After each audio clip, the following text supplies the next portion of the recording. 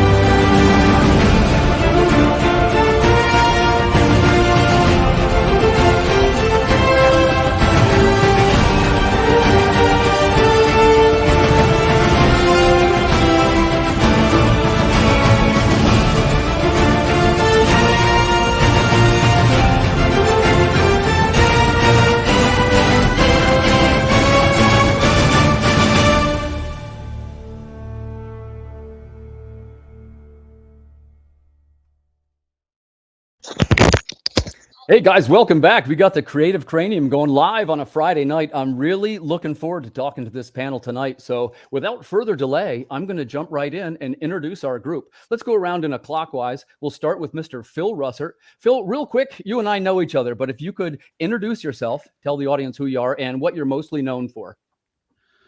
So I'm a small indie publisher, Philbo Publishing, with about 4 or 5 titles out. My flagship title is Tragedy.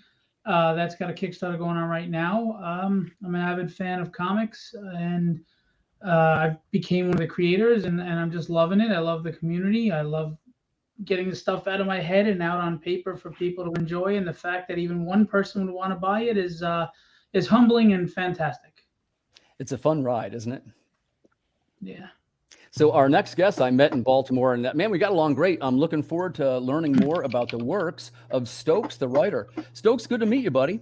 Thank you so much for having me. Yeah, man, if you want to answer the same question, first, just tell the audience who you are and your work that you're mostly known for. My name is Anthony Stokes. I've done Decay, Intrusive Thoughts, Tap or Die. You know, that's what I'm known for, you know, that and Twitter. Yeah, man, congratulations. You're having a pretty good run. Yeah, man. We got 2 more campaigns this year, so we're trying to cap it off. Yeah, cool. We'll look forward to hearing a little bit more about your latest work. My next pal, we met for the first time in Baltimore. That's Dan Price. Welcome, Dan. Hey, y'all. How you doing? My name is Dan Price. I am the creator of Bigfoot Knows Karate. That's the project I'm currently working on. And what's up? Yeah, welcome, buddy. It's good to see you. And one of my all-time favorites, really no further introduction is needed. The queen of comics, Christie Shinn. How are you, Christie? Oh, hi, I'm doing good. Constantly irritated and tired, so I guess that's par for the course. I'm the creator of Demon Bitch and the president of the Comic Art Professional Society. How's it going? I'm currently running a Kickstarter for a demon that's entirely too overpriced right now to even like bother using, but whatever. Well, I'm glad you brought it up because that's one of the things we want to try and talk about tonight, right? Like I've been struggling. What's the right price point for these books? And I would say generally, and I'm going to start by going a little bit old school, and then I want each of you guys to share your thoughts, which normally you'd have a 24-page book, which is going to run somewhere in that $4.99 range, generally about a $5, $6 price point. That's starting PDF, to change, right? Yeah, right. Digital, okay. Hopefully we'd get a little bit less than that. But, you know, I want to increase sales. I think we all want that.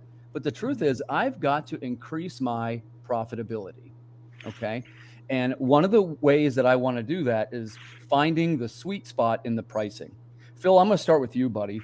We know that prices of things are going up. What is the sweet spot for selling a floppy? And maybe use the 24-page example roughly so we're on the same example. But I'd want to hear your thoughts on that and also what the digital should be. Well, if we're talking crowdfunding Kickstarter, I don't think we can go by the same metric as a floppy in a comic store, and there's several reasons for that. The first is we're not doing print runs that are large where we're getting an 80-cent print. Our prints are $3, $4 at times, and I think Kickstarter backers understand that. The other thing is that's one of the reasons why we offer stretch goals and free incentives to offset some of what they're doing, what they pay for. But also just to understand that Kickstarter has kind of evolved and changed.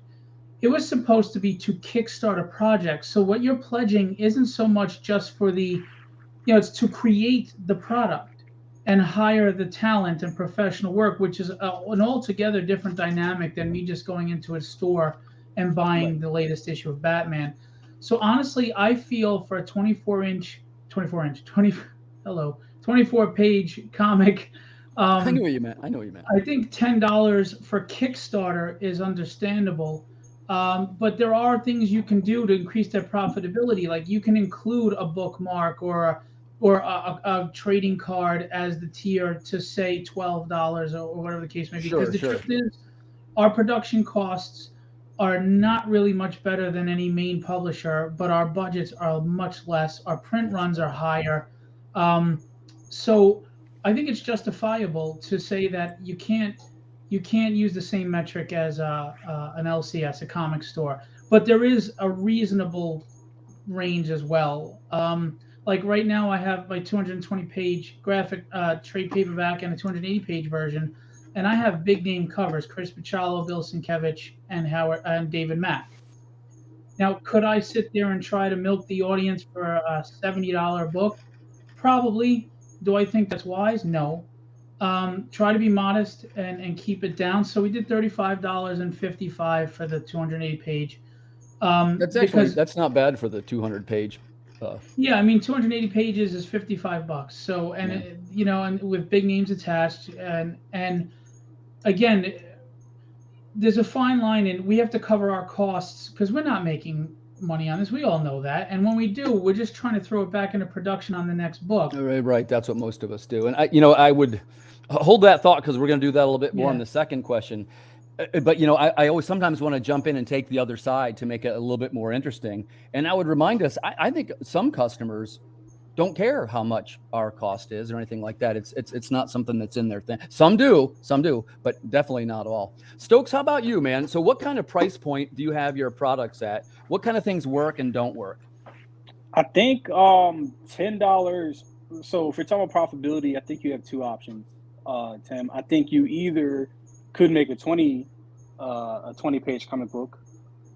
You could size it down, or you could do like volumes. Like you could increase the size of it and then increase the price. Something that I did that was based off of what Pat Shinn does, which I'm having a lot of success with, is a digital deluxe PDF. So digital deluxe, like digital PDF, is just a comic book, digital copy. What are you putting in the deluxe? The deluxe can be, covers. I do interviews with my friend. It's just some bonus content, and I think people enjoy it. But I think it's a good way. I think it's a good way to not maybe do the bare minimum for a customer, and then you're not really making your margins worse, right? Like if you have if you're doing variant covers anyway, that's an expense. Sometimes I'll put in a cover for the next one, or if you have the next book ready, you can put in a preview for the next. It's really about keeping costs down, and then you think about it like a PDF is $5 and digital deluxe is $10. You're doubling your profit from your PDF, right? Off of what it doesn't have to be an expense. I went to I'm trying for the first time. I always do a $5, right? And that's generally I'm about a 40-page mark because we do some creator interviews.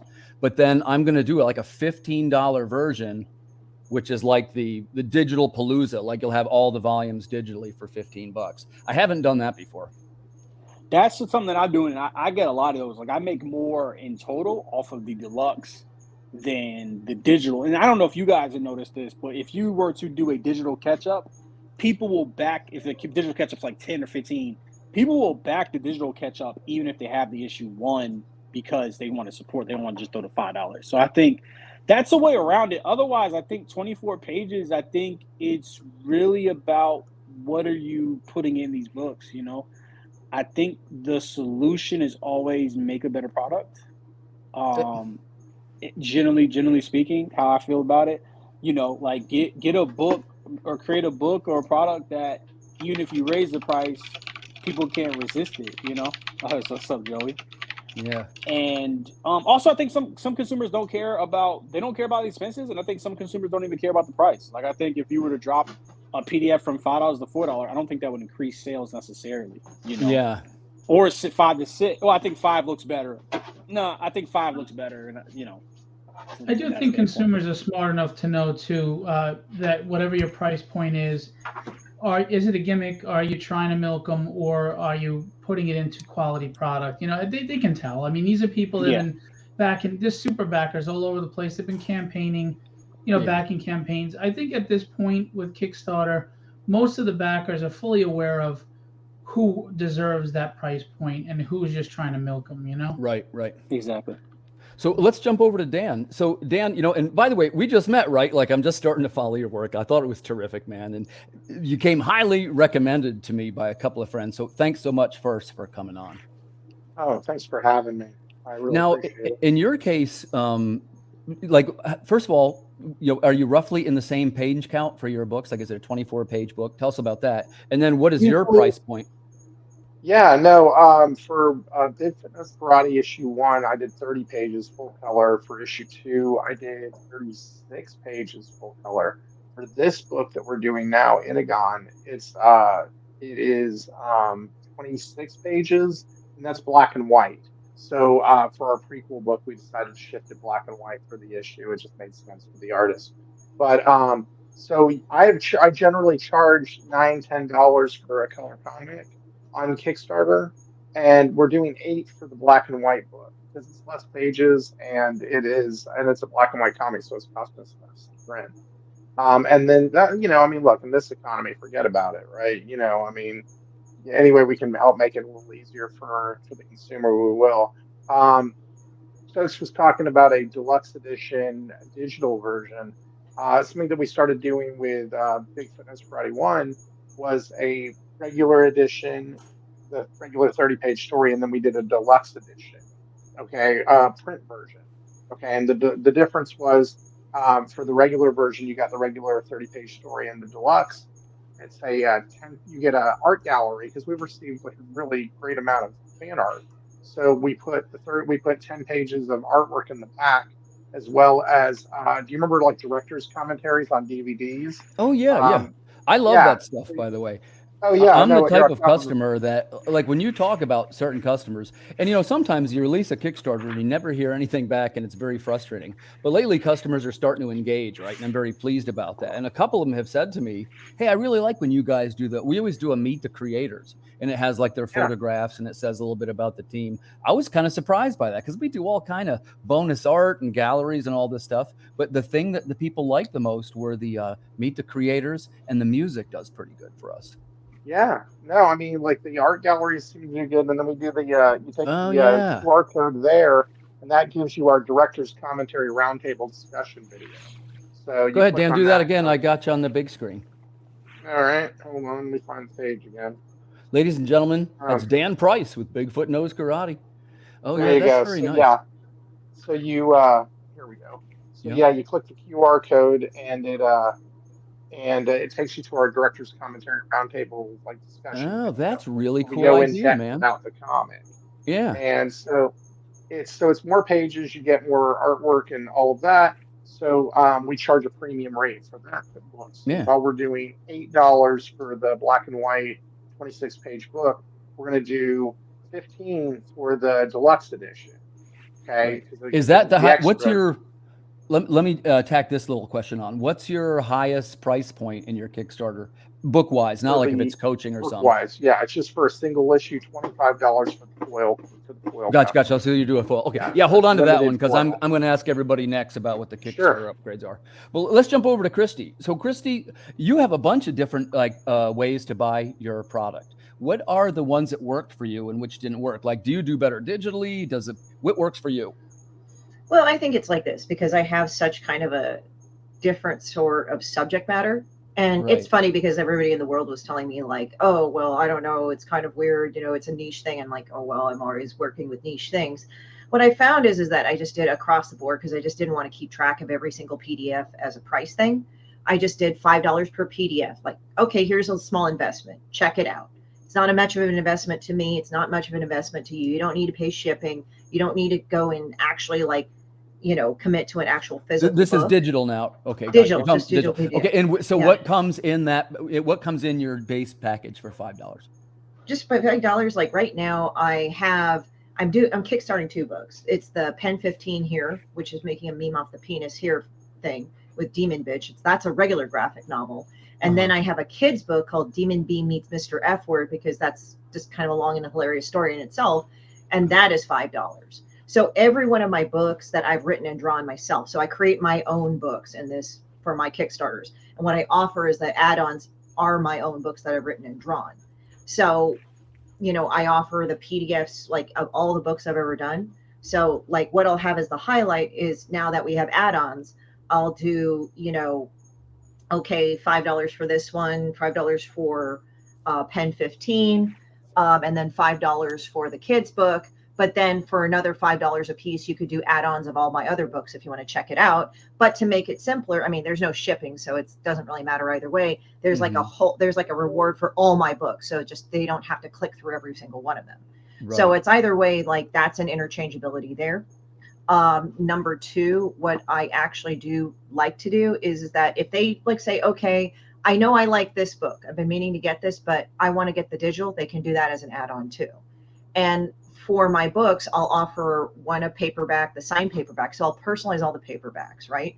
Oh, nice. And then, yeah. And then on the other hand, the thing is that I have all the other paperbacks available that will be signed and personalized to you guys once you guys buy the books. Because sometimes, and then I have like actually a tier where it has all my books, all my paperbacks. So it's not like you have to pick every single one. But I don't try to like make every combination that we used to have to in Kickstarter. Now that add-ons make it simpler so you could showcase it. Right, right. And I always try to put interesting stories behind my merchandise. As for figuring cost, I look at it this way. I look at the cost of how to manufacture a product. Then I figure it like times it by 2 or 3. Because not only are you figuring in profit margin and manufacturing, you're also figuring in the shipping that you have to do too. Can I see a quick question about that, Christie? Because you said something that sticks out to me. So first of all, I love it that you personalize all the books. That's a great reason to get one of your personal ones. And I assume sometimes you might remark them too or something like that. Is that a tier? Well, I just go ahead and just sign them just as a default. I don't do it like, it's for an extra one. Like everything that I have of artwork, I have gotten signed by the original artist, or that the only thing that is actually original that I would say is special is that if the artist says, hey, I'm offering an original piece. But other than that, well, my question is about this because I'm always worried if I'm missing the boat, right? Because one of the things I do is I switch. Some of the people now switch to professional fulfillment, right? And first, let me just quick say I'm real satisfied with it. Dan Wright, Comics Wellspring hooks us up. They take care of me. They're a great partner for me. Yeah, me too. But it's not the cheapest way. I obviously spend a little bit more money, and I'm missing something important. I've lost the element to personalize every book. Yeah. Some people really go for the signed books. Do you still sell them unsigned? Well, you can sell them unsigned. So one example for one of my tiers that's unsigned that I've learned because I've become friends with some LCS local comic stores is that I did a retail package. So the retail package is like 6 of my books unsigned sent directly from the printer to them. It's going to cut down costs, and I cut like $5 off each book to give them kind of an incentive to get some money back. And I have one where it's like one or the other or both. But then I also say, hey, if it's a local comic shop, let me know. I'll come over and sign it. If you're out of state, I can't do it. But if you offer to guest me, I'll totally do it. So either way, I try to make it work for them. But, it's actually worked. So I just put in a retail tier as well. Nice. So that's the only way you can get it unsigned. If you don't want to have it signed, just tell me in the notes when I do the survey. But most of the times I just write. And I didn't mean that somebody would necessarily request it unsigned. And like I say, I'm still finding my way. So, but what I've been doing is, I send a big batch that's professionally fulfilled, and I keep something like 30 to 40 here because I do some other small things like the wood carvings and anything in the posters, anything like that. I fulfill myself, and then I do. When I say sign it, what I do is I send a little postcard, And maybe I even know something about the person, or if they back before, I'll be like, hey man, thanks for coming back, that kind of thing. But Yeah. Christie mentioned retail. So I want to talk about that real quick. I'm going to change directions real quick with Phil and kind of steer over to retail. First, Phil, do you have a retail package on your Kickstarter? I had done it before. I don't anymore. Okay, can you tell us a little bit why? Because I'm going to go to distribution. And what do you mean by that? What do you mean by that? I'm going to be going through Diamond and or Lunar, and getting into local comic shops. I won't, I'm not going to get into the reasons now, but so for me to do a retail on a Kickstarter right now would be kind of competing against myself at the point that I. Sure. Hey, and a quick heads up. I one thing I forgot to tell this group, and I always tell everybody, sometimes I ask kind of probing questions. Like that's one of the things that's kind of how I try to figure it out. So you don't have to answer something if it's about your pricing. No, it's fine. I just don't want to go into a long diatribe of why I'm doing that, because that's not what the show's about. Well, thanks for saying that. But your information is always very valuable. I want you to know that. The distribution. So do you like some of the arrangements through Diamond and Lunar still? Diamond asks for a large percentage, and that's an issue. Lunar asks for a lot less. Lunar also gets you in bookstores, where Diamond is strictly to LCS. But everybody thinks it's one or the other. Why can't you go through both and be through both and let the comic stores order you through whichever distributor they prefer to choose? Yeah. Because the downside to Lunar is Lunar has its own store. So some you're talking LCS, about Midtown now? No, Lunar has its own digital store, a website store. And what happens DBS or whatever? DCBS? I forgot the name of it. Yeah. But what happens is some LCS feel they're competing against the LCS and they don't want to use Lunar. Yeah, I get it. Then some LCS don't like Diamond because they feel there's shipping issues or whatever the case may be. Mm-hmm. So we always think it's got to be either or. You can go with most likely. I mean, it's not like I'm going to be signed to an exclusive, right? I'm little nobody. So there's no reason why I can't go through both distributors and let the LCS decide which distributor they choose to pick me through. Right. A lot of the reasons why I have these big name variants is because I want to do the ratio variants when I go to distribution. It's not necessarily about the Kickstarter for me. It's about the future. Yeah. And real quick, real quick. Another thing I do to offset costs for people is anybody who backs over a certain amount of money. In this case, for my campaign, if you back over $80, they get entered into a raffle after the show, and they get a Sean Chen cover with a remark from him for free. Oh, nice! Yeah, and signed. So cool. I try to do little giveaways like that, to show appreciation to the people that. Hey Phil, I'm gonna can I put you on stage real quick? Can you show one more time? I'm gonna put you on. Sure. Yeah, I'm trying to improve on that. So, that's nice, buddy. Yeah. Dude, that's really cool. Yeah, and I didn't go for just a cheap sketch. I told him, I said, I want a detailed remark. So you got the signature, and then it comes with a COA from my company. And it's a little way of giving back. And at the same time, people say, okay, you know what? He understands what we're giving, that we're working hard for this money and we're pledging it to him. Because I want them to understand that. We all work jobs that we can't stand during the day. And our money is tight, especially now in this economy than ever. And I want the backers and the supporters to know that without them I don't have this. So thank you. And you have some good fans and you have some great art on your book. I do have some very loyal fans that appreciate the reading, and that because Kickstarter is more of a collector market now than a reader's market. That's the problem with comics. And if gaining readership is tough. Collectability is easier with the medals and the foils and the big name variants and the booby covers and all that. But if you're a creator like everyone here seems to be, that is trying to put out a story that they want to tell, that they want to share, it's very difficult for us. That's deep water. So let's jump over to Stokes, because I want to hear his 2 cents on this. So let's real quick, Stokes, on the retail front, when you have a Kickstarter, do you put something out there to entice a retail package? No, I don't. I think it just muddies up the campaign. I think. What do you mean? Expand on that a little bit. It's another reward, right? So you got your digital. For me personally, I think Dan. I want to speak for Dan, but I think Dan does primarily one series. Well, let me just speak generally. Some creators only do one series, or they mainly.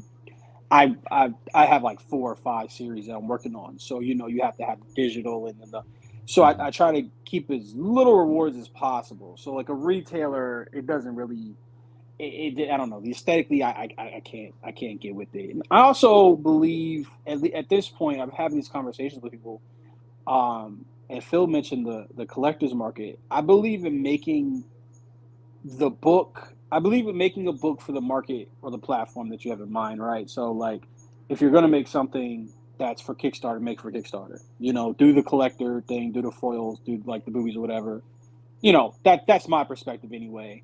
If you're going to try to go to the direct market, then do that stuff. And I understand totally, like, you know, putting eggs in different baskets. For my approach, I want to do the best. I want my book and Kickstarter to do the best for Kickstarter. And then, like, if I'm going to direct market, I want to do the best for direct market. If I'm trying to get picked up by a publisher, trying to, you know, et cetera, et cetera. Gotcha. Hey, and I'm going to, since Phil kind of shared his thoughts on that, let's do the same thing with you, go off topic a little bit. Let me ask this the right way. There's kind of two plans of attack, as you know, right now, which one camp is, you know, they build mammoth Kickstarters and they keep trying to get bigger and bigger. And then other people, you know, they try to complete the finished product and then they pitch them completed to publishers in the hopes of going through Diamond or to back into an LCS. What's your thoughts on that? Do you pick one of the two, or what do you think? I mean, I think it all depends. You know, I try to, being a newer creator, I've only been doing this for 3 years. I try to stay very flexible. You know, I try to stay super, like, not having to lean into one way or the other too much. So, what were the two options? I'm sorry. Well, basically, you could, you know, like if you talk to like a Charlie Stickney or Pat Shannon, they'll say something like, "Hey, don't worry too much about the store. Keep building your following. Pretty soon you'll be having, you know, 6-figure Kickstarters." I'm exaggerating a little bit to make the point. But the other option would be, hey, and Phil does it this way, and I kind of do it this way. When we have a finished product, we're pitching it to other publishers, and you get submitted into comics. Well, you could publish yourself through distribution, cut out. Yeah, that's a little bit harder to do with Diamond, I've noticed, but you know, you can do it. Yeah. I don't think it would preclude you from doing either one, really. You could do both. Yeah. You could do both. I would say that, like I said, I think going back to what I said earlier, like I'm really trying to be, if I'm doing a Kickstarter book, I want to be good. I do want to do great on Kickstarter. Like, I'm not really worried about the direct market at that point, you know. But if you can just package it together and a publisher will take it, why not? You know, like it's about whatever works, I feel like. Yeah, good point. Like, you know, I'm like, you know, I still submit, like I got a couple of really small publishing deals that I make a couple $100 on. Like, I don't have any barn burners. Ooh. But, you know, I feel like I got to do it to get credibility, and that's how you get on Comic Vine and this kind of thing. But like the Kickstarters now, like I'm starting to see it's like, oh, I'm doing much better with when I do it on my own, I do much better, like noticeably better. Now, I haven't done what Phil's suggesting, which is because I have enough titles too now to have published to you know, come swinging in as a publisher, but they got a ceiling on that, right? It's like 6,500 copies. It's hard to get paid on that deal, kind of. Not with Diamond. No. Okay. They're picking up people that are having 800 print runs to start, etc. Oh. You gotta keep well, in mind, I stand corrected. See, that's how I try and learn things, because it used to be 6,500. No, Diamond just lost how many big companies? They're looking to make. What I was gently suggesting. It's a different climate. Phil, please don't take this as me piling on Diamond. You guys know I used to work for Diamond. I was in the comic business. Oh, wow. And they're in a little bit of a tough shape, man. Yes, they are. Yeah. They are still selling their statues and things like that too, though. Right. They're going to be a distributor. They're not. Toy company. But you know, real quick, and I'm sorry, and I know you have to get to other people. Just keep in mind, Kickstarter is probably the better way to make money coming out of the gate. Distribution is the long-term plan, because on a bad distribution, you can get 800 to 1,000 purchases.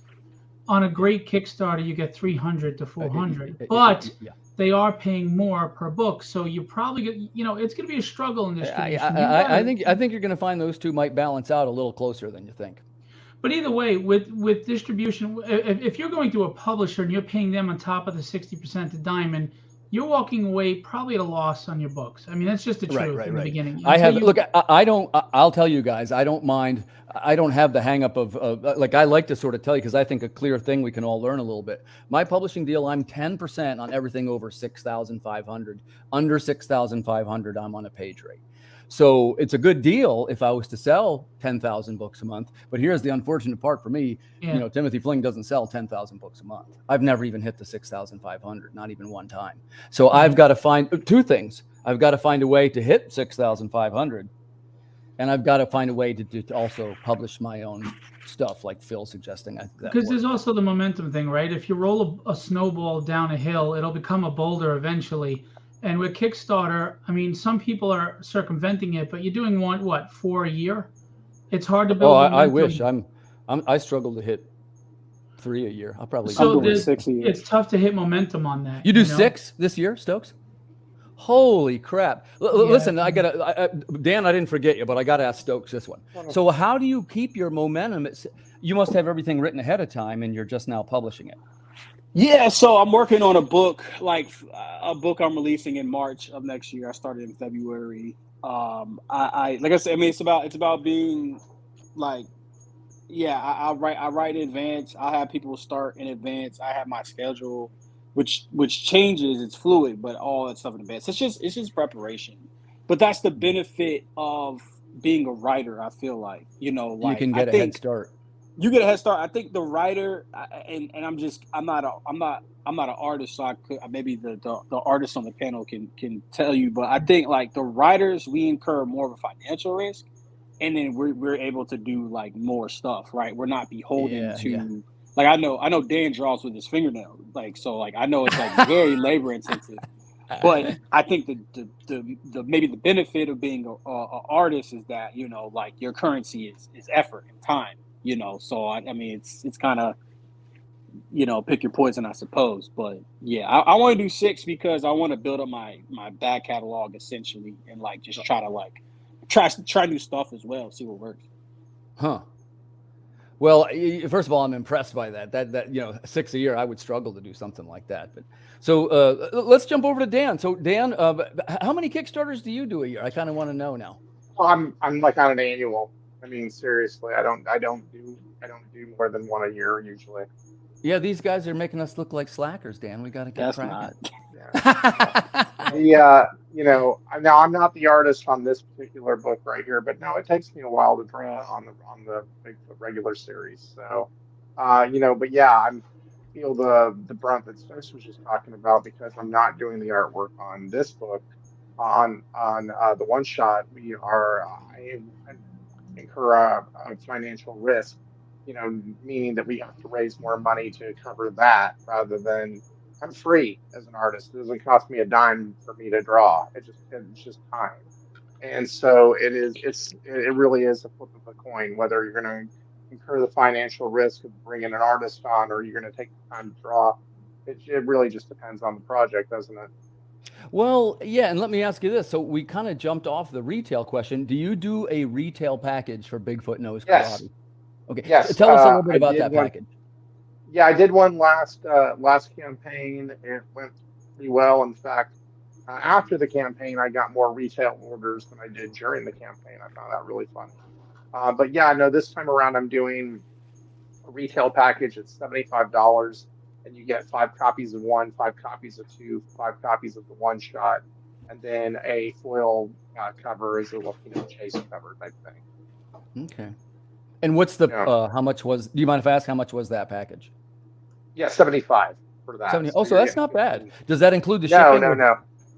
No, that doesn't include shipping. But it's a flat rate. It's a flat rate box, so it's not that bad. Gotcha. And so how many books is in that package? 16, including the foil chase cover. Yeah. That's about what I did too. That's about. You need to squeeze that Gemini mailer and do some media mail. Yeah, right. Yeah. Hey, which by the way, we talk about that. Sometimes they're cracking down on the media mail. Really? Yeah, I had 2 come here. They were both Kickstarters, and they wouldn't drop them off. I had to go to the post office, and it was only like 60 cents or something I owed, but they wouldn't give it to me without the 60 cents. So I don't know. When I send them out media mail, and I've never had a problem with my customers. I but I never had guess a problem it's either. yeah. I So use- I never I have do- that issue with anybody. Yeah, Christy, are you media mail? Yeah. I do mostly media mail and bag and board.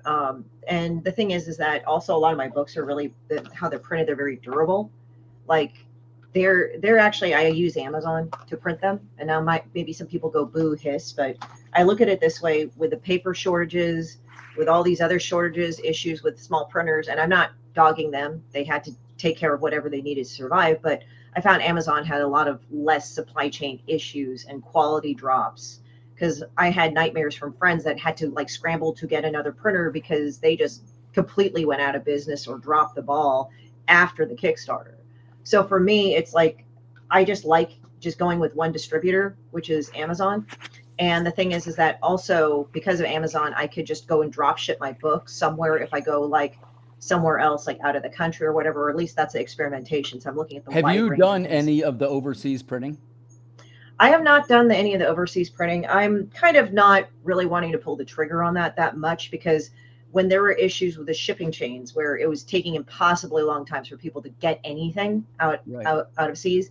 Now, the thing is that if it's shipped in, that was when it was a problem.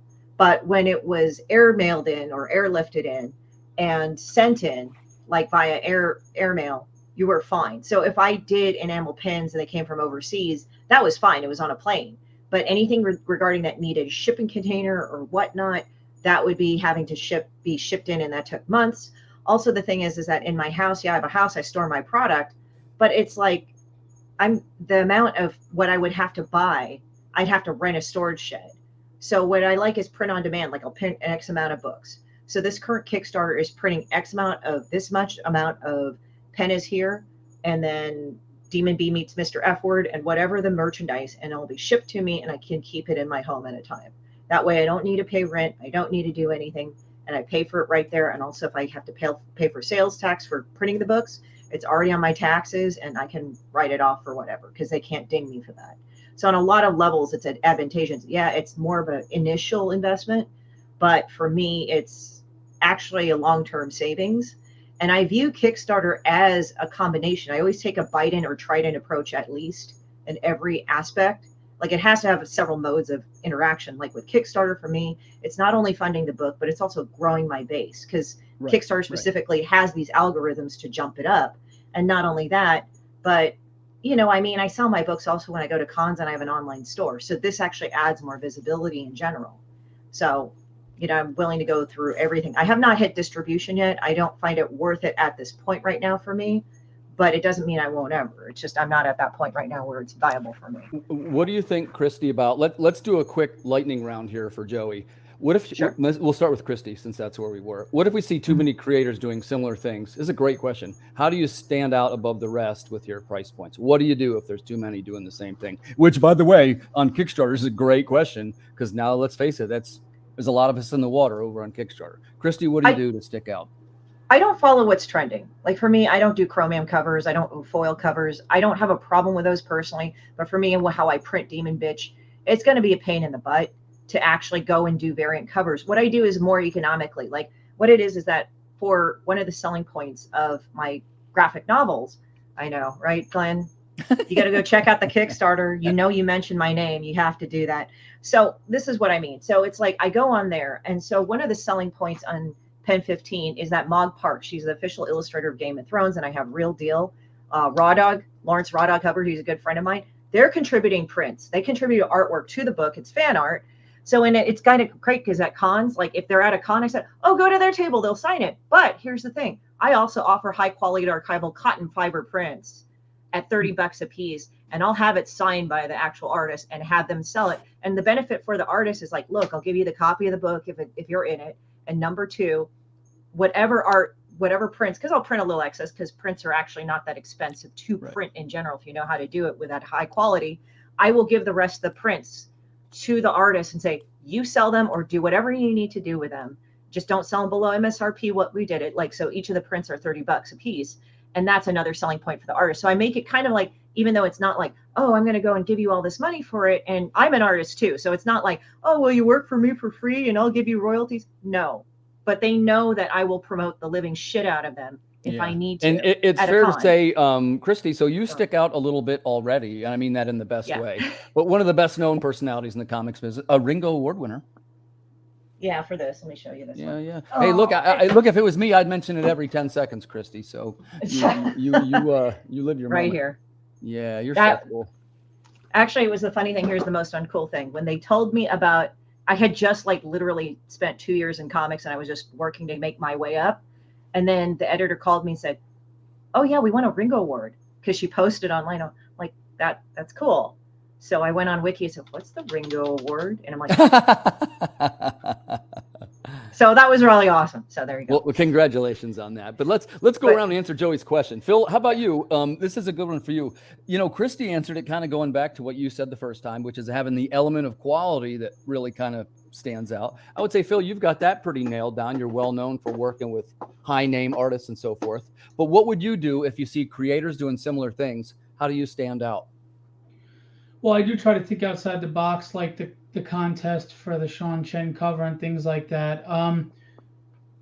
Maybe I shouldn't say this, but yes, you have the Kickstarter platform, but you can use that to do things outside, like this contest, for example, that aren't necessarily done on the campaign, but can be done as a result of the campaign afterwards.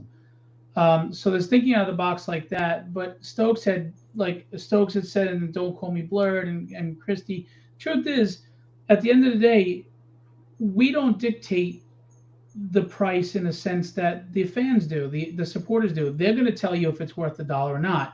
So you have to just give them whether you do metal, foil, whatever, at the end of the day, it's either quality or it's not, because the worst art on the worst story, you could foil the hell out of it. It's not going. And I really do think that's the answer. But you can think outside the box using Kickstarter as the platform, but you can do things as a result of Kickstarter as well, not just on Kickstarter itself. So here's a quick interaction real quick, and I don't want to take up anybody else's time, but when I've gone to cons, that's how I learned how to price things. I would just kind of walk around when I used to just attend cons, and I was just walking around and I just kind of see how everything was priced and what went and what didn't go. Like, ironically, the really cheap shit didn't go all the time, unless it was stickers or something. Or if it's maybe too prints, cheap, it works against you. Mm-hmm. Yeah, like some people were selling prints for 10 and they weren't selling shit, but when they marked it up like $5 or over, they were like, yeah, they were moving like hotcakes. So there's like value. Yeah, and it's like this, like, so for me, I don't bother with floppies because for me, it's not profitable by the means that I need to do it, and the stress-wise and the time out of me. So like, I'll price my books like, okay, this is how much the printing cost is, but what have I seen of a graphic novel, like the quality of paper and like the art quality and all that. And looking at those, it's like, oh, okay, it's like $30 and up. You know, some of the books like that don't have as many pages, I'll price down to 20 if it makes sense. But the higher it goes, you know, the more pages, etc. Like I have a hardcover that's like 45, and then Triggered is like there's a soft cover and a hardcover of Triggered, so the soft cover is 35, but it's 137 pages, which I signed. So, but I mean, I've had feedback when people have actually touched my books. They said, "Oh, this is really nice" and everything. But again, I carry that pricing onto there. But I've also observed just how people shop in general. Well, and 130 pages is a good amount of content. That's a good talking about. So Stokes, I think I left off with you. How about you? Like, so you see creators doing something that's similar to you. How do you make your work stand out? How do you with your price? I think we all know the answer is not to be the cheapest. I think we already established that. Yeah, I mean, just make the best product, you know? Like, I think that's the thing. Like I said, if you can, it depends, you know, it's about finding value. You know, if you have a great looking comic book, you could sell a floppy for like $20 if it's 24 pages. If you have like incredible art, you know, it's about finding the price points that works for you. I think I've been testing the water a little bit, and I'll just share a little bit from the last campaign because I always said, hey, I'm the writer. I'm not going to do variant covers. You can imagine how ignorant that was to say that at the time. You know, so for the last campaign, there was 4, and I keep stretching. What will somebody do? And we did like a real limited one, a printable hollow foil that was really neat. And we sold like, I guess, 50 couple. It was maybe a little over 50, but that was a $30 book. Oh my God, that's incredible. Yeah. So but it was at its core. It's actually like 36. It's 36 pages. but so it's almost giant size, but the regular issue price it's a $7 book. And then we kept notching it up. Like one has chrome, one has a lot of chrome, one is printable hollow foil. Like, see how far the customer will go. And of course, we sell sets too. So let's jump over to Dan. How about you, buddy? So if creators are, first of all, again, the same thing with you. Bigfoot knows karate, right? It kind of sticks out before you even know anything about it. That's kind of how I noticed you. But if you see creators doing similar things, how do you stand out from the rest? I mean, try and come in with the most original idea possible, I guess, or a different hook or something like that than, most, yeah, we have a really good title. You know what I mean? It's in terms of, it does grab your attention, but, try and do something different artistically. This is not, I personally cannot draw a realistic style. The style that Adam Caswell's using in this has definitely got more of a kind of a fantasy vibe to it. So do something a little different, from that standpoint. Trying to stand out on Kickstarter, having your social media down pat is really a good thing. We do a lot of like live launches on Instagram, which I find I saw is that. really helpful. How did that go? How did that go? Oh, it went great. We've done, this is our third one. I funded $1,000 project in 7 minutes, doing it on the live launch like that. We asked for more money this time. It took us a little longer. But we ended up funding in 24 hours on this current. Nice. And that was asking for 2,400. So the live launches really do help out. We just get a lot of interaction from the Instagram audience. And like I may have said this already, we've received a lot of fan art, the community got really jazzed about what we were doing, and I'm so unbelievably that's really cool, man. Grateful for that. Dan, congratulations about that. Because I've noticed that people, they dig Bigfoot Knows Karate. Customers really dig it, right? And I'm really thrilled to see that you're having so much success with it. So like I say, first thing, man, congratulations. That is a really cool title. And it kind of goes with the idea of having an original thing, right? So yeah, I guess, go ahead. Oh, no. It's shocking to me and humbling and just all that stuff at the same time, because it's like. So I want to tie. Let's tie a question into that, which is, please.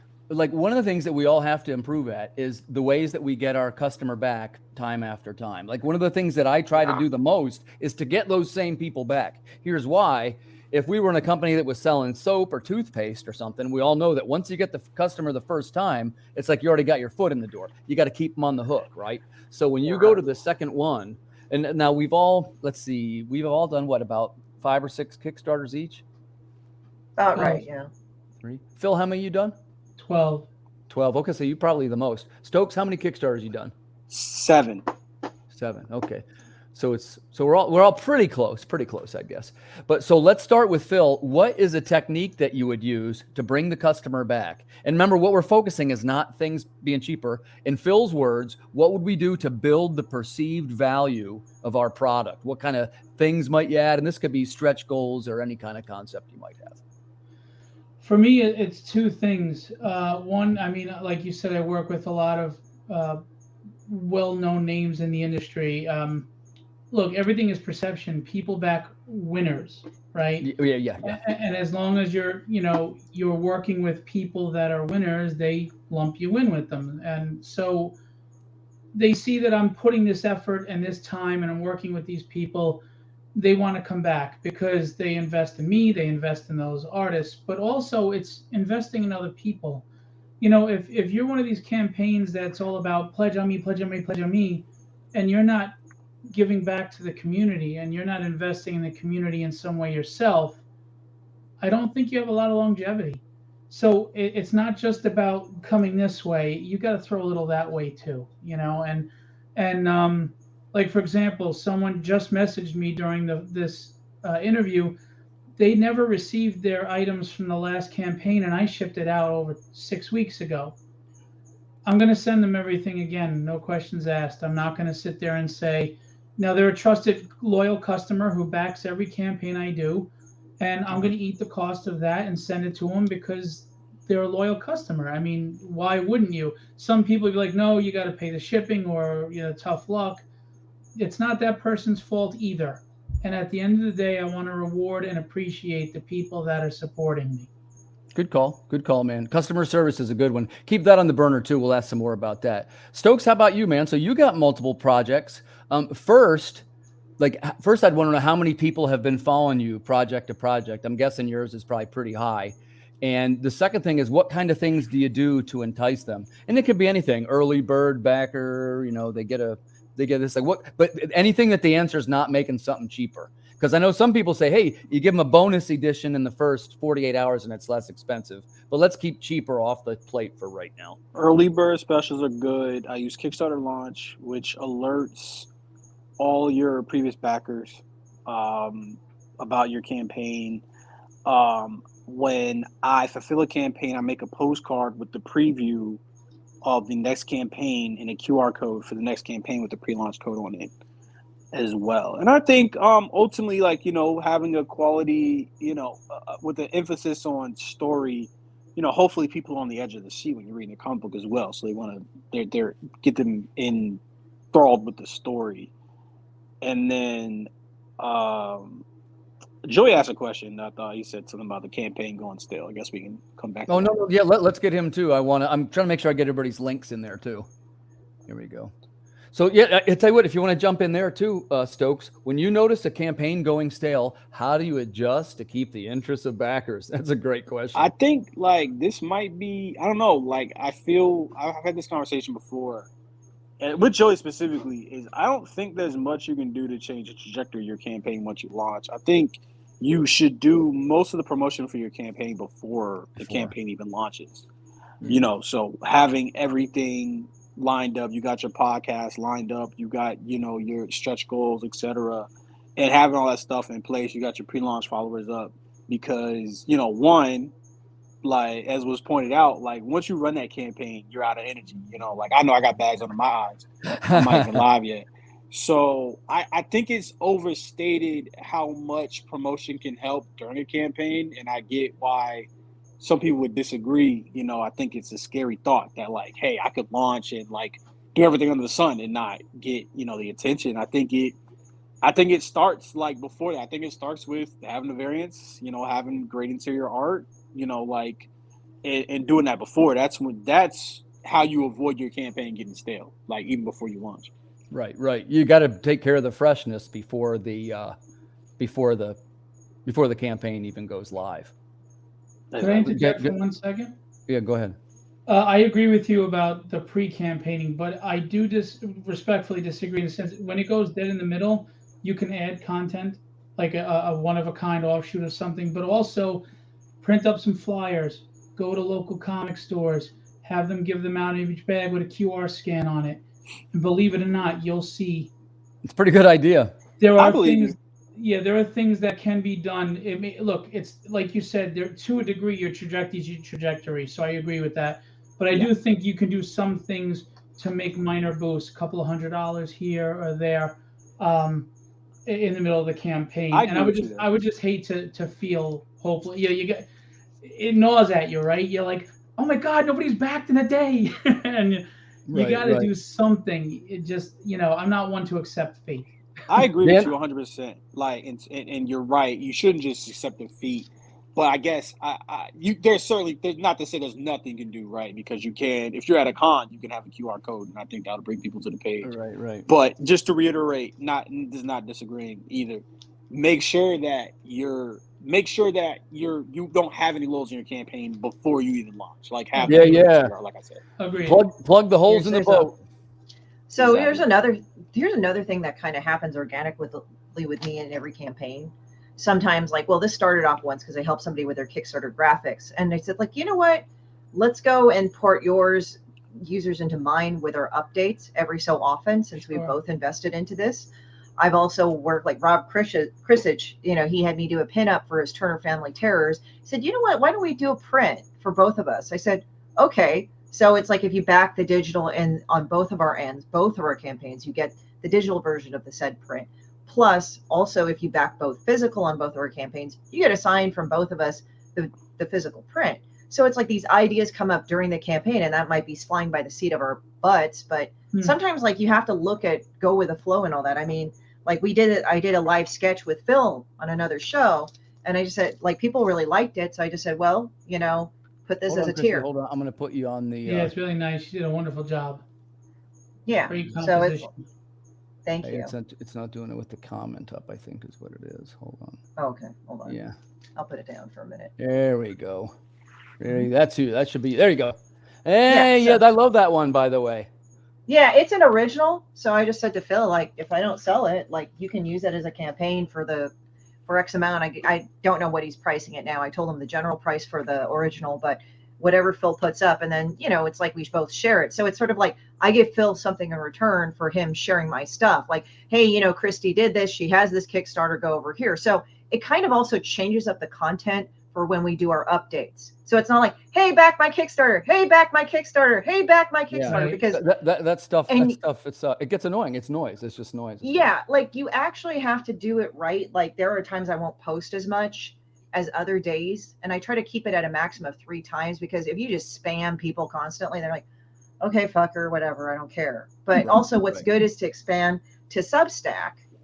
And Substack is actually really good because you can import your MailChimp things, but it somehow seamlessly merges newsletter, blog posts, and interactivity. And podcast is the new thing. They got a podcast management thing. Yeah, that was. Yeah. Like I say, this show's not about me. This is about you guys. But I will make the quick comment. I did it this week. I'm on day 8 of Substacks, right? Yeah. And it's something.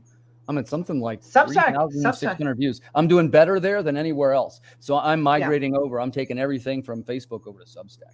But hey, let's jump over to Dan. I skipped him. So hey, Dan, the first thing is we want to ask you the question is when you notice a campaign going stale, how do you adjust to keep the interests of the backers? That's a real good question. Doing a raffle in the middle of it for all backers, all your physical backers or something like that you can mail out, that something that'll fit inside a Gemini mailer, something like that. That always helps. I mean, getting out there and doing the podcast and things like that, I found that obviously has worked well for all of us, or we wouldn't be here, right? I guess. But that would be one of my suggestions would be do a raffle in the middle of it, I think, for sure. I've never done the raffle before, but hey, we've got to give a quick welcome to Pat Shinn. Thanks for joining us, buddy.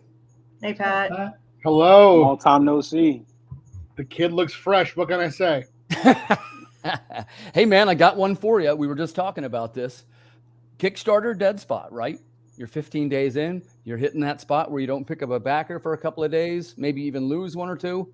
What's the strategy, Pat?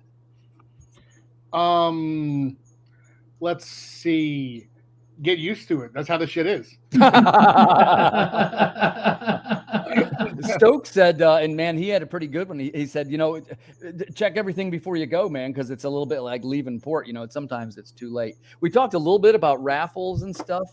I've never done a raffle. I do know that it's against the terms of service. You can't actually, you got to be like cool about it. I don't think they say anything, but you got to be careful how you advertise a raffle on Kickstarter. Yeah, I mean, like, it's one of those things where don't call it a raffle, right? Right. I'd say free giveaway. Creating an item where people are guaranteed to get something, but a few of them might get something extra. Something like that is cool, I think that's fine. Creating spikes that will be reliable to bring backers in during the campaign, or even just increase pledge amounts during the campaign. I've done before. I have structured my stretch goals. So what do you mean by? Did you say increase pledge amounts? Yeah. What do you mean? Can you tell us a little more about that? Yeah, I mean rolling out an add-on during the campaign. Yeah, like gotcha. For example, I for stretch goals, I don't only enrich what people are already getting. I'll unlock new items. So I'll add a new cover by an artist that I know that people are going to be interested in during the campaign. So I know that, we train people so well at this point to be there on day 1, day 2. that we should expect those dead times. So working against those is smart by creating those, creating incentive for people to come during that dead time. But it's also a symptom of how great we've gotten at making those first launch time hyped, Right. Sure. So while you're here, let's switch over to art a little bit. Phil, I'm going to jump back to you. We talked a little bit about having high-end artwork versus what I would call, I don't want to be disparaging of any artwork, so I'm going to say more affordable artwork. Is that suitable for everybody? Because I don't think it's going to shock anybody when we talk about, like, we'll start with Phil as the example. He's hiring some top-tier talent, right? You're laying some bread out for these covers, right, Phil?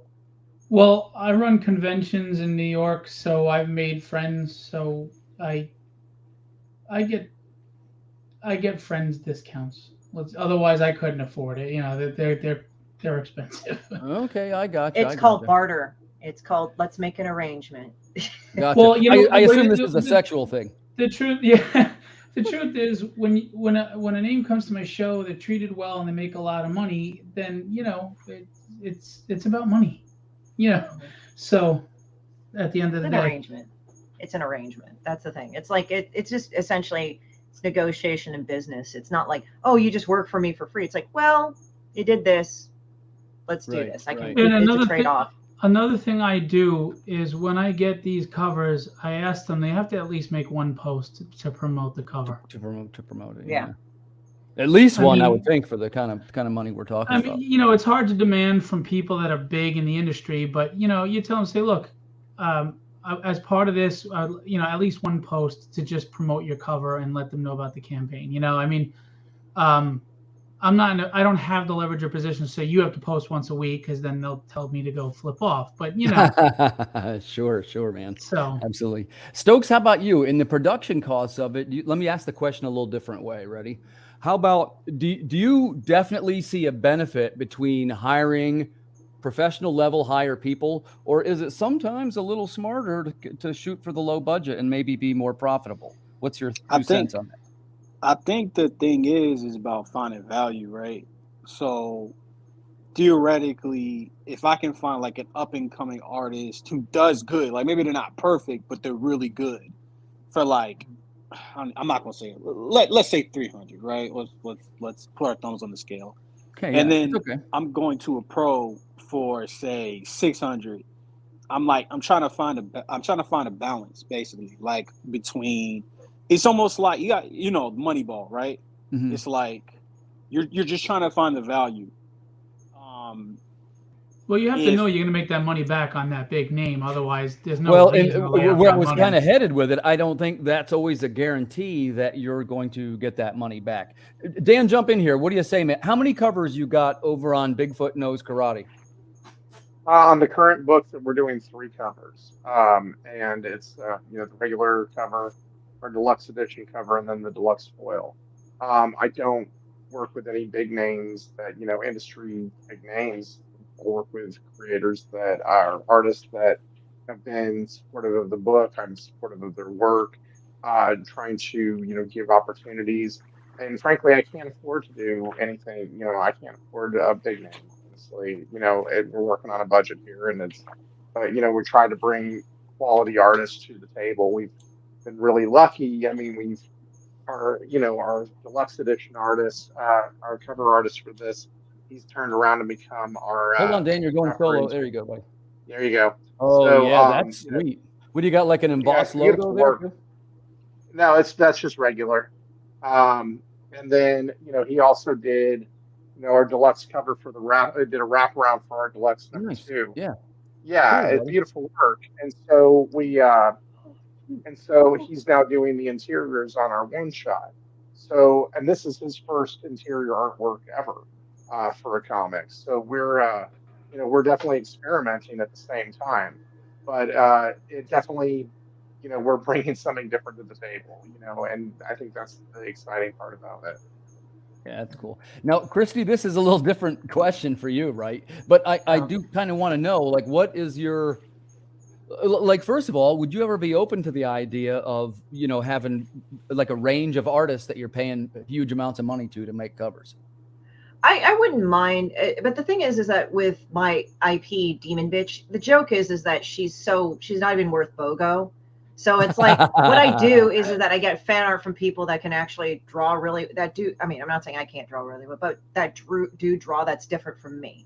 So it's not just about like, oh, the flavor of me, flavor me, flavor me, flavor me. It's like, you know, I have Mog Park on there. She's like a really great illustrator, right? Yeah. And I just said, like, you know, just do this for fun. And she drew her all sexy and shit. So I don't know what the hell's that about, but you know, it made me laugh. But the thing is that I go for comedy a lot of the time. Like I have Lawrence Raw Dog Hubbard, who's a friend of mine, and he did like stuff with Demon Bitch, but it's like we make it fun. It's just like a fun thing we do. But I mean, it's like I don't give them that BS, like, oh well, you know, Fabio royalties, because I've been approached by that so many friggin' times. It's like so annoying. And it's like, Right. well, look at my script, and I'll try to look at the script, and it's really badly just I can't read the damn thing because there's like boxes everywhere and shit. It's like, what are you doing? And then the other one is like the royalty. It's like, I don't BS them. I said, look, I can give you the book. I can give you the art prints for you to sell. But the thing is that a lot of them are my friends. So we somehow work it out. Like if I'm sitting next to Zora Lita, like we sit next to each other at Small Press at San Diego Comic-Con. So we'll play off of each other, like, because she's done fan art for every single Demon Bitch book, and she's the official artist for My Little Pony. So it's like I do that's like, oh yeah, she did this. The two are so similar that it's a natural. Yeah, it's like I just do like, oh yeah, she designed this, she did this. There you go. She's right next to me. She'll sign the fan art, and then I just let that be open so they can go and plug their own work. Or like go to Don Wynn. He did fan art for this. She's fucking a blender. Okay, here. And then I just leave it open for Don to do his magic as he signs it. They all understand that I will fucking cross promote them and sell them whenever I can at a con. And that's the thing. And it's like, that's what, and a lot of the artists understand this. And the artists, every artist that I've worked with, you know, sometimes I'll be like, okay, I'm dealing with this crap on Facebook because Facebook has been really annoying in suppression in general. Like it's been randomly like blocking my DMs and all that whenever I've talked to people, even friends. And I don't spam them like with a wall of text with my Kickstarter. But you know, with them, I'll have a wider reach. So I said, hey guys, like, you know, I'm getting this from Kickstarter. Could you please kind of push it a little more on this end? Not with the assumption that they're okay, buddy. Sorry, my ramen noodle cat is here. So it's like I don't assume that they're not doing anything. They do, but sometimes I don't see it on social media just by how the algorithms work. But I say, hey, can you guys push it a little more? You know, can you push it out? So it's sort of like I have this chest of minions to kind of like say, go forth, my lovelies, go do the thing. You guys got some advantages that I don't have. This is a great question for Pat, by the way. Thanks for coming over, Pat. Hey, so you have tons of top artwork. Where do you stand in this? Like, I guess let me ask you this way. How do you gauge whether or not you're going to get that money back that you've spent on covers? You know, I think that with social media and with Kickstarter, you can kind of see the numbers to an extent. You can't see how people do add-ons. So sometimes you'll see a cover that looks like it's bombing, but meanwhile, people are just selecting a base tier and then adding that cover around, so it's not. Right. So that's a bit, dicey, but there are artists who people ask for. You know, you see the names over and over and over, and you see other successful creators using them. And also, you just try things. Like, I tried lyrics on a cover, and people love her work, so now I go heavy on lyrics. I'll scout artists that I think will be stars based on how people respond to covers in a similar style, and I find that I have a pretty good eye for that. So it's a mixture of name and style, but it's to me, it's all about what I like best first and foremost, and then I go through my budget. I go through how that artist is trending, and if I want to, build an artist up, I'll lean into them. If I want to sort of ride along with an artist that's already trending, I'll lean into that too. For me, it's about putting that trending artist on the right title. There are certain artists who won't fit a certain title, but I do think that pairing with a bigger name artist is pretty important for covers on almost any book. And yeah, there are different ways that you could do it. I mostly I've met some at conventions. I've met some through other work for hire, like from my Zenoscope stuff. So no matter how you do it, I do think it's important to probably seed in one or two covers there that collectors are going to want to get, because otherwise you might just be, serving your fan base as opposed to growing your fan base. Right. Every issue I do, every new IP I do, I want to bring in people who wouldn't normally check my shit out. They'll get that cover, they'll read it, they'll go, oh, the kid writes. And then they'll start buying all my stuff. So right. Creating opportunity for you to grow by pairing with those bigger artists is, I think, one of the things that is most overlooked by creators who are wondering why they're not growing to the next level. That's a great answer. Keep in mind, just being a Marvel and DC artist doesn't mean the following is there. You got to pick people that, like Pat was saying, when you do a little due diligence and you look at their responses to their work, likes mean nothing. Follows mean nothing. People can go through and like my page 100 times and, but are they really paying attention? You have to make sure that the name you get, without a doubt, has that loyal fan base that's going to come in and they're going to spend, because they just want that cover, like Pat said. And next thing you know, they read your book and now you've got a follower. So it's not just about how many likes they got or just because they have 500,000 friends. Are these people, you can look and see, how are they doing on Whatnot? How are they doing when they put out a cover for Marvel and DC? Are you seeing the numbers go up? So you have to kind of do that research before you just say, oh, he's a big name, I'm going to take him, because that's not always the case. I can test him. Man, I'm so tired. I listened to Pat and hired an artist he worked with, and it was like a crazy high selling cover, and people would back it and then add it as an add-on. Mm-hmm. Yeah, I don't know. Hold on, we might disagree with Short Circuit. If you're selling boobs, there's not much guesswork there. I would disagree. I think. Oh yeah. That's a take that's going to get Mr. Shinn there red in the face a little bit. Yeah, get him revved up. Let's get this party started. No, I mean, like, it doesn't get me revved up because there's not an argument there. It's just incorrect. There are campaigns that try to do that style and they can't do it. That audience is the most about collectability. That audience is about the artist more than anyone else. They are looking for specific artists to draw in a specific style, and not hitting that style is going to be a major detriment to your campaign. That take it's not even a debate. It's just blatantly wrong. Yeah, I think we know our friend, your friend Chris Mose. I'm not a big fan, but he had his campaign that did really well. I was like, yo, look at this, check it out. And people were like, well, it's an SFW, like, duh. And then you look at it, you look at the interiors, and the interiors look better. It's a top 10 percentile of like indie comic interiors. And it's like, your comic book doesn't look as, let me chill. Most comic books don't look as good as this, so I think it's a real, it's easy to say, but in practice, like, nice, I don't think it bears out. I think it also depends on, like, for me, I'm just not really into that, but it's kind of funny because I sort of get into that with the prints, because it's like, I just say, just draw Demon Bitch, guys, and whatever you want to do, and they'll draw her with big tits or something. I'm like, here you go. That's the cover. That's like the variant. I'm just like, all right, fine. I mean, like, Mog Park drew Demon Bitch all sexy and like voluptuous. So I said, all right, there you go. So that's the most popular print that I've seen. So hit him with the sauce. I need to chill, bro. What's up, Blake? What's up, Blake? Tim's a Good nice to see you, guy. Hey, Blake. Glad to have you here. Hey, so speaking of Kickstarter, man, we're getting close to the last chapter of the program here. Let's do a little Kickstarter shouting out.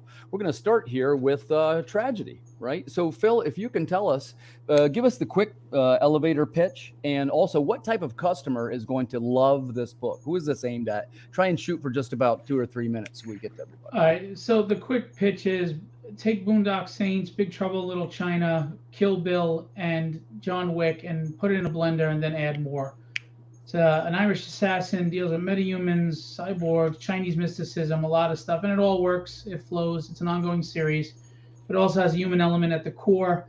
It's someone that's on a self-discovery journey, facing a life they don't like. They're guarded, they're closed off, they've lost everything, and they're just trying to find their way back to a life, one adversary at a time.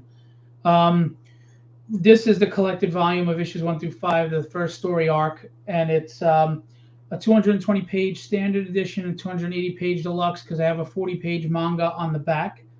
And the manga reads the traditional Japanese style. So when you read the Western style and you get to the back, you're going to start going the other way again to read the Japanese manga. We have covers by Chris Bachalo, Bill Sienkiewicz, and David Mack. And to be honest with you, this is just a celebration because a lot of indie comics don't make it to 5 issues. They don't, and by the grace of God, we've been selling well. And there's been a lot of buzz, and it's my passion, and this stemmed from when I was on a deathbed. So I'm proud of it. I'm excited. I'm thankful to the 50 people that have backed so far and those that are coming soon. And all I will tell you is this. Peter David, Howard Mackey, and Chuck Dixon said it was it's excellent writing. And Chuck Dixon has an intro in there. But if you don't believe them, just get a PDF, a sample size of anything Philbo Publishing does, and you tell me. I'm not here to tell you I'm a great writer, I'm a bad writer, I'm a good writer. You tell me, but you have to buy the book to be able to tell me. That's a gutsy call. But I tell you, I think that book looks terrific, man. Phil, I wish you every success with it. Do a call to action. Viewers, that's, I switched pages on you. Sorry about that. I hit the button wrong. Should be that guy. That's Tragedy, chapters 1 to 5, collected volume. Go over right now and check that out. Man, I think that's a terrific project, and I admire your bravery for getting these top-notch artists. I want to tell you, when I ask these questions, it's not in any way, like I say, I'm not being disparaging of it in some way. To me, it's like I hope that I can attain that level, you know.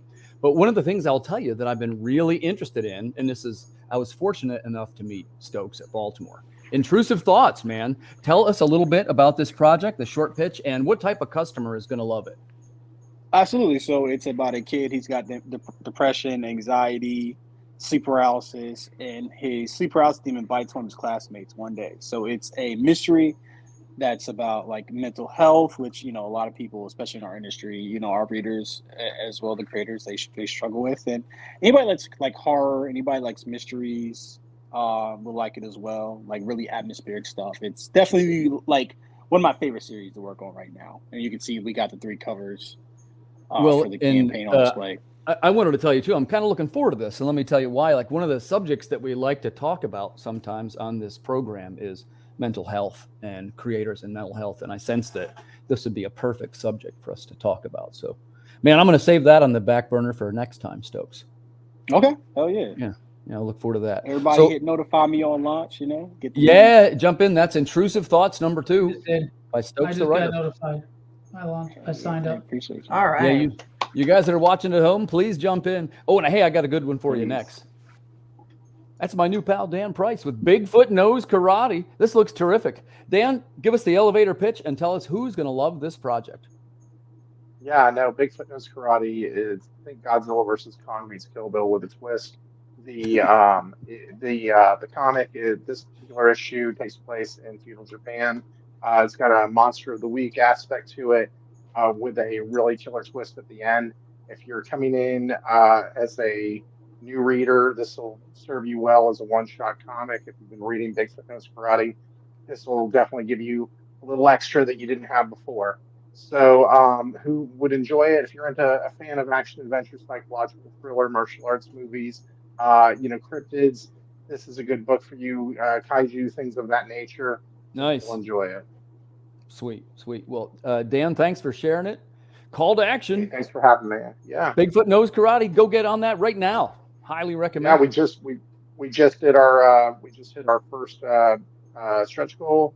So we'll continue the tradition of the villain trading cards. So come check it out. Congratulations, Dan. Thank you. You're welcome. Oh, my pal, Christie. Christie, can you tell us what is going on here? Demon Bitch, I Hate You All. It's on Kickstarter right now. Yes. Tell us, Christie, who is going to love this book? What kind of disturbed, deranged individual? I think people that have had it.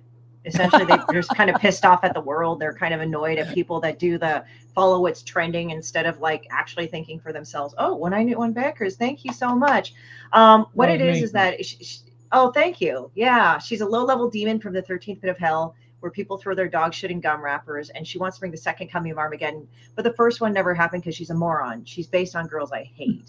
So it's like based on my horrible interactions with people. And again, I actually don't have really horrible interactions, but I used to. And, you know, like what I observe of people who follow what's trending and go into all sorts of like crazy social media mobs and everything over everything, or hijacking a platform to talk about themselves. And again, not addressing the issues. And it's just, I look at that, I'm like, wow, these people are trash fire, you know? So it's just, I have a lot of material that I go from. And what's funny is I started doing it like as a pissed off comic book that made me laugh. So I'd laugh like an asshole while drawing it. But the thing is that I realized that it was actually probably deeper than what I set it out to be, which was really weird, but there you go. So yeah, people feel cleansed after they read the book. Christie, I think you're awesome. I'm going to recommend to viewers to go check out what you're doing. Thank you. So next, let's jump over to my buddy Pat. It looks like he's going to get the last word. It's Only Friends with Pen #1, an NSFW romance comic. Oh my God. Oh, does that say 978 followers? I think it's 98, right? Jeez. Can that be right? 978 followers. Wow. Yeah, this is the next release to my Cheeky Comics imprint. I actually have over there laying on the bed, looking very, very, very alluring. That's Steve J, the group editor of that. Hey, what's up, Steve? Oh my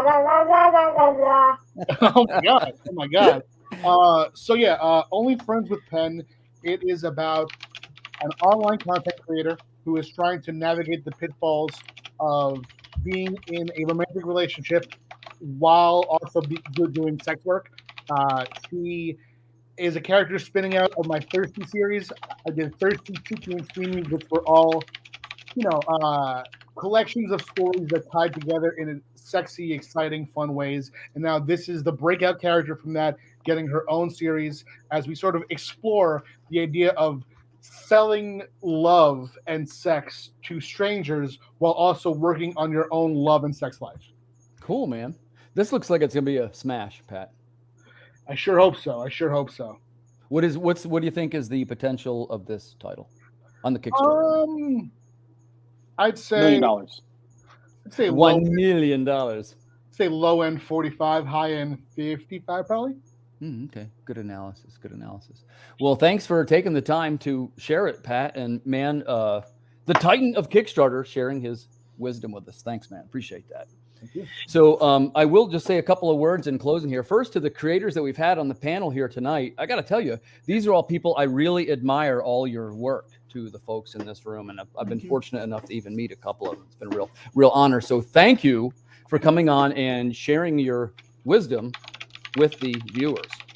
So viewers, I'm going to put the links in the comments so you'll be able to go down there and back all these amazing products that you saw. Highly recommended. Highly recommended. And other than that, we're going to look forward to seeing you guys next week. Looks like we went right to our time. So thanks for tuning in. This is an episode of The Creative Cranium. See you guys next Friday.